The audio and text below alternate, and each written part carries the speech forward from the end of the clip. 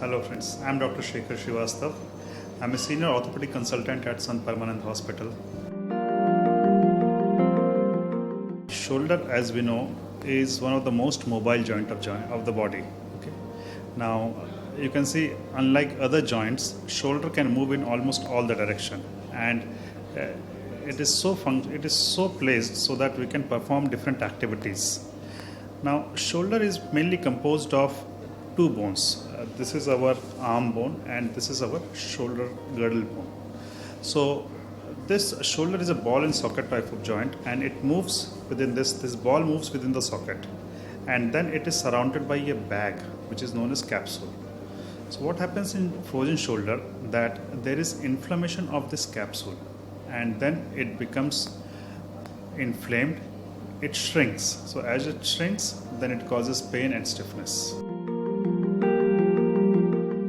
There is no definite cause of frozen shoulder. In almost 50% of the patient, the cause is not known. So there we call it as primary adhesive capsulitis.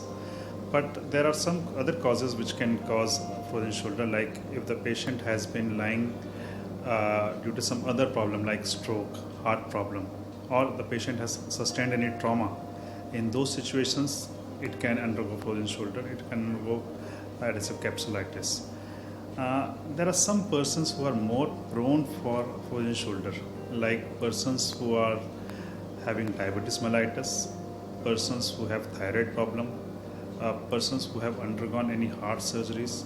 Somehow we have found that these patients are more prone to develop frozen shoulder. It is mainly a clinical diagnosis. So the patient first develops pain, it disturbs his sleep, it affects his normal activity. Then slowly, along with the pain, the movements also start decreasing. The patient will have difficulty in performing his day-to-day activities. Now this painful period lasts for 4 to 5 months, and along with that stiffness starts. After this period, the pain component goes down, but stiffness becomes more predominant, and then gradually the stiffness also subsides. So it's a cycle of almost, you can say, 6 to 12 months. So here the diagnosis is mainly by clinical examination. We also do some certain investigations like X-rays, just to rule out that we are not missing anything. And then there is also MRI. In MRI we can see that there is thickening of the capsule and some other changes which helps in diagnosing frozen shoulder. It affects the patient in performing his day-to-day activities. The patient problem usually starts with pain. So the patient gets pain in slightest movement of the joint. Then slowly the pain becomes so unbearable that it even affects his sleep. The patient cannot sleep properly. Whenever he takes turn or turns to that side, then it disturbs his sleep. Gradually what happens, the movement starts decreasing because the capsule is getting shrunk, so the movements start decreasing. So the patient can't lift his arm, he cannot wear his clothes properly.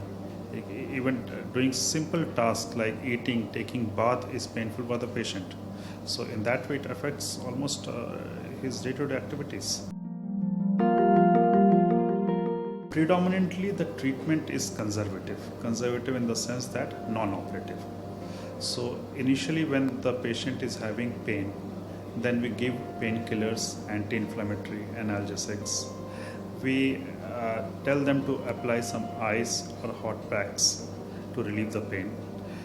Physiotherapy also, we send them for physiotherapy for some heat modality, but not much of exercises, because at this stage if we go ahead with excessive exercise, then it may probably exacerbate the pain.